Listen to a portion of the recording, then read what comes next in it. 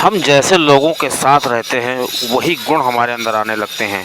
कहा जाता है जिन 5 लोगों के साथ हम रहते हैं हम कुछ दिन बाद वैसे ही बन जाते हैं। अब दोस्तों ऐसे में श्री शिव जी को देखा जाए तो श्री शिव जी एकदम शांत रहते हैं, लेकिन उनके जो बाल हैं बिखरे हुए हैं, अमंगल भेष है। श्री तुलसीदास जी कहते भी हैं अशिव रूप। शिव का मतलब होता है कल्याणकारी, अशिव मतलब अकल्याणकारी रूप है उनका, लेकिन वो हमेशा भक्तों का कल्याण करते हैं और भक्तों को इतना ज़्यादा दे देते हैं कि भक्त उसको संभाल नहीं पाते हैं। दोस्तों अब ये रहस्य है कि श्री शिव जी के पास ये गुण कहाँ से आए। दोस्तों मेजर टिप्स सिग्नम चैनल में आपका स्वागत है। आपको जानकारी अच्छी लगे तो वीडियो को जरूर शेयर करिए।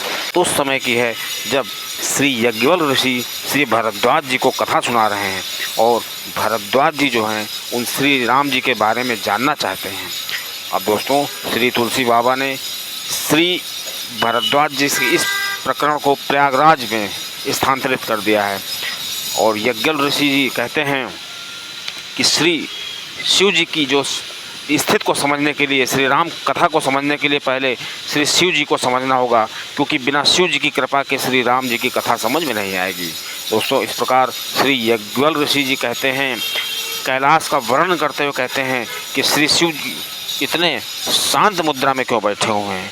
तो कैलाश का वर्णन करते हैं, परम रम्य गिरिवर कैलाशु, मतलब जो कैलाश पर्वत है वो परम रम्य है। परम रम्य गिरिवर कैलाशु सदा जहाँ शिव उमा निवासु, तेहि गिर पर बट विपट विशाला, मतलब उसी गिर पर एक बड़ा बरगद का पेड़ है। उस बरगद के पेड़ की खासियत देखिए, नित नूतन सुंदर सब काला, वो हर काल में, काल का उस पर कोई असर नहीं होता है और हर काल में वो एक जैसा रहता है।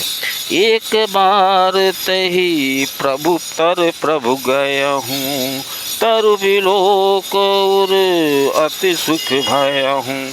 अब श्री शिव जी वहाँ पर जाते हैं तो उनको बहुत सुहावना लगता है, वहाँ वो एकदम शांत मुद्रा में बैठे जाते हैं।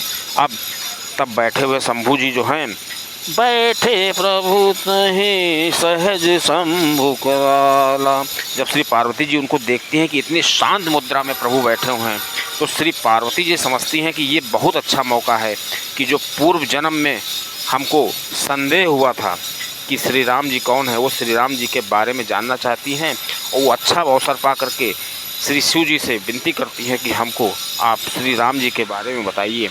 अब श्री शिव जी जानते थे कि श्री सती जी जो हैं राम जी के संदेह के कारण ही हमको उन्हें त्याग करना पड़ा था और श्री पार्वती जी हमसे पूछेंगी भी। अब दोस्तों श्री पार्वती जी से श्री शिव जी बताते हैं, श्री राम जी के बारे में पूरी कथा सुनाते हैं। उसके बाद श्री शिव जी कथा सुनाते काकभूषण की बात भी करते हैं, क्योंकि काकभूषण जी सबसे बड़े गुरु हैं। लेकिन यहाँ बात है कि श्री शिव जी इतने शांत क्यों हैं, क्योंकि शिव जी इतने शांत रूप में क्यों हैं, क्योंकि वो हमेशा श्री राम जी का ध्यान करा करते हैं और श्री राम जी के बारे में श्री सुंदरकांड में बताया गया है, श्री राम जी के गुण के बारे में बताया गया। सुंदरकांड का पहला श्लोक, शांतम शाश्वत प्रियमनघम निर्वाण शांत प्रदम, कि जो श्री राम जी हैं वो हमेशा शांत स्वरूप हैं और ये निर्वाण शांति प्रदान करने वाले हैं। तो जो इनके ध्यान में निरंतर लगा रहता है जैसे शिव जी, तो वो तो बहुत ही पूर्व शांति का जो है वो शांति रस के रूप में माना जाएगा। अब दोस्तों ऐसे श्री पार्वती जी श्री शिव जी से कहती हैं, पार्वती भल अवसर जानी, गई शंभु पहि मातु भवानी, जानि प्रिया आयाति कीन्हा, बाम अंग आसन धर दीन्हा। अब श्री शिव जी ने उनको बाएं अंग का आसन दिया। दोस्तों आपको पता होगा कि श्री सती जी ने जब श्री राम जी पर संदेह किया था तो श्री शिव जी समाधि में चले गए थे, लंबी समाधि। 87,000 साल के बाद जब लौटे थे उसके बाद उन्होंने सती को अपने सामने आसन दिया था, क्योंकि वो उनके माँ के रूप में आ गई थी। अब जब श्री पार्वती जी ने जब प्रश्न किया संदेह दूर करने के लिए, क्योंकि श्री पार्वती जी ने कहा अब मैं आपसे बहस नहीं करूंगी श्री राम जी पर, वो ब्रह्म है, वो निराकार हैं या साकार हैं, आप मुझे समझाइए। ऐसे में श्री शिव जी उनको सब बताते हैं, उनकी बाल लीला के बारे में लेकर के उन्हें रावण को मारा, उसके बाद कैसे उनका राज्याभिषेक हुआ, कैसे उन्होंने राज्य का जो है राम राज्य की स्थापना की।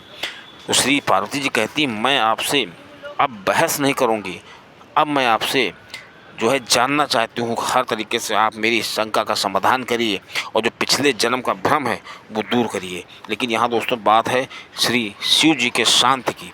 तो श्री शिव जी शांति का प्रतीक